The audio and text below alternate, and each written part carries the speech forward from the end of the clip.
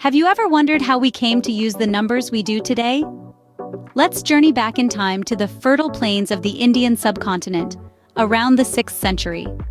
Amid the vibrant cultures, a system of numerical representation was slowly taking shape. This was the birth of the Hindu numeral system, the precursor to the Indo-Arabic numerals we use today. This system wasn't just a random collection of symbols, but a meticulously crafted tool for efficiently representing numbers. The numerals in their nascent form were uncomplicated, allowing even the uninitiated to grasp their meaning quickly. From merchants keeping track of their goods to astronomers charting the stars, these symbols were put to good use across various fields. But what truly set these numerals apart was their simplicity and efficiency. Unlike previous systems where different symbols represented different magnitudes, the Hindu numeral system used a small set of symbols to represent any number, no matter how large or small. This system was groundbreaking, as it allowed for easy representation and manipulation of numbers. One of the most significant contributions of this system was the concept of zero. Invented in India, zero not only represented nothing, but also served an essential function as a positional placeholder, allowing for the representation of numbers in tens, hundreds, thousands, and so on. This was a revolutionary concept, one that would change the world of mathematics forever. As the centuries rolled on, these numerals evolved, becoming more refined and easier to use. The system was continuously improved upon, with mathematicians adding new symbols and refining old ones. This steady evolution led to the system we know today as the Indo-Arabic numerals. So, the next time you look at the numbers on your phone or scribble down a quick calculation, remember that these simple symbols have a rich history that spans centuries and continents. They were born out of a need for efficiency and simplicity, and they have more than lived up to their promise. The seeds of a numerical revolution were sown in the Indian subcontinent, ready to spread across the globe. From the Indian subcontinent, a journey began that would reshape how we understand numbers. This journey was not merely a physical one, but a journey of ideas, carried by the invisible winds of trade and cultural exchange. As merchants traveled along the ancient Silk Road and sea routes, they brought with them more than just goods. They carried the seeds of mathematical innovation, the Indo-Arabic numerals, that were about to sprout in new lands. As these numerals traveled, they found fertile ground in the Middle East during the Islamic Golden Age. This was a period of remarkable intellectual progress, where scholars from various fields gathered to share and exchange ideas. The Middle East, acting as a crossroads between the East and the West, became a melting pot of knowledge and innovation.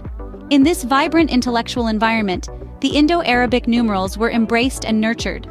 Notable Arab mathematicians such as Al-Khwarizmi, the father of algebra, played a pivotal role in this process. Al-Khwarizmi's works, which included the use of these numerals, were widely disseminated, further cementing their adoption. These numerals were not merely adopted as they were refined and developed, their potential fully explored and exploited. The concept of zero, for instance, was given a new emphasis. Zero was not just a number, it was a powerful tool that revolutionized mathematical operations, allowing for the development of algebra and other complex mathematical disciplines. In the hands of these Arab scholars, the Indo-Arabic numerals were polished into a tool of exceptional utility and versatility. They were transformed from a local numeral system into a universal language of numbers. The numerals were no longer just symbols, they were keys that unlocked new realms of mathematical possibilities. Carried by the winds of commerce and scholarship, Indo-Arabic numerals began to leave their mark on civilizations far and wide. From the bazaars of Baghdad to the scholarly halls of Cordoba, these numerals started reshaping the way people thought about numbers, setting the stage for their eventual global dominance. And this was just the beginning of their remarkable journey. The Middle Ages in Europe saw a numerical transformation that would change the course of mathematics. This was a time when the continent was experiencing a renaissance in learning, with a renewed interest in science, philosophy, and mathematics. It was also during this period that a numerical system from the East made its way westward, marking a turning point in the history of mathematics. This numerical system was the Indo-Arabic numerals, a system that had its roots in the Indian subcontinent and had traveled through the Middle East before reaching Europe. It was a system that was vastly different from the Roman numerals that Europeans were accustomed to. The Roman numeral system, with its complex symbols and cumbersome calculation methods, was about to be replaced. Enter Leonardo of Pisa, better known as Fibonacci, an Italian mathematician who played a significant role in promoting the use of Indo-Arabic numerals in Europe. Fibonacci, in the early 13th century, introduced these numerals in his book Liber Abaci, which translates to the Book of Calculation. This book, which was one of the first comprehensive introductions to Hindu-Arabic numerals and the decimal positional number system to the Western world, was instrumental in changing European mathematics. Fibonacci demonstrated the superiority of the Indo-Arabic system over Roman numerals, particularly for commercial bookkeeping, conversion of weights and measures, calculation of interest, and other applications. The simplicity of the Indo-Arabic system, with its base 10 positional notation and the revolutionary concept of zero, made it far more efficient and easier to use than the Roman numerals. The adoption of this system in Europe led to advancements in various mathematical disciplines. Arithmetic became simpler, and complex calculations became manageable. The system allowed for the development of algebra, calculus, and other mathematical fields. It was a fundamental shift that would pave the way for modern mathematics as we know it. In the hands of European scholars, Indo-Arabic numerals were about to unlock new mathematical possibilities.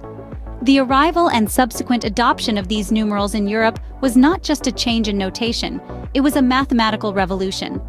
What makes Indo-Arabic numerals so special, you might ask? Well, it's all in their design. The genius of Indo-Arabic numerals lies in their positional notation.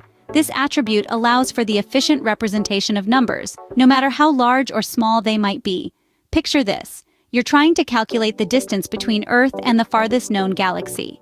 With Indo-Arabic numerals, you can express this astronomical figure in a clear and concise way. On the other hand, imagine trying to split a pizza into 7 equal slices.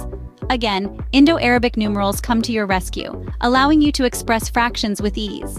Whether you're dealing with the vastness of the cosmos or everyday dilemmas, these numerals are your trusty tool. They're designed not just for mathematicians, but for anyone who needs to make sense of numbers.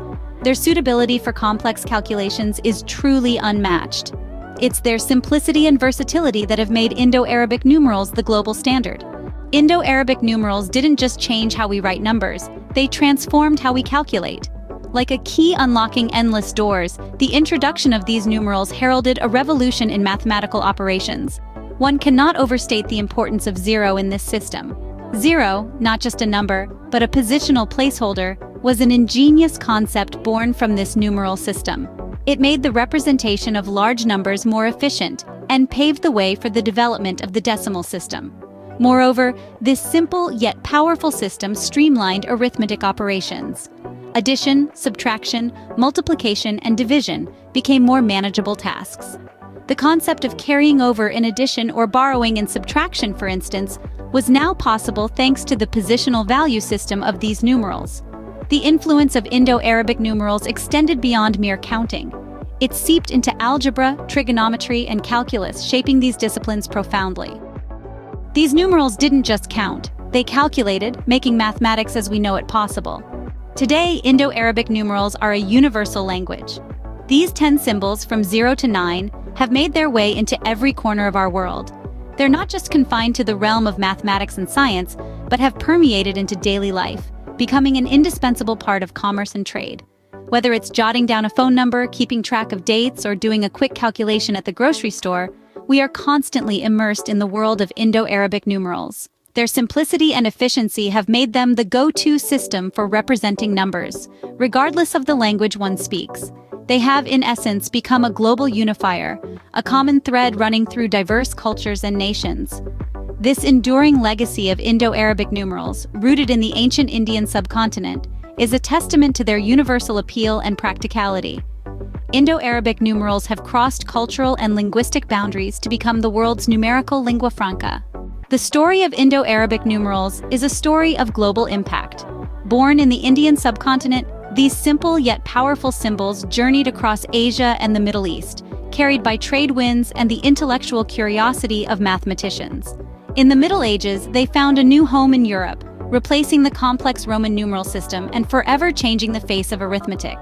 Their strength lies in their efficiency and ease of use, a testament to the ingenuity of ancient mathematicians.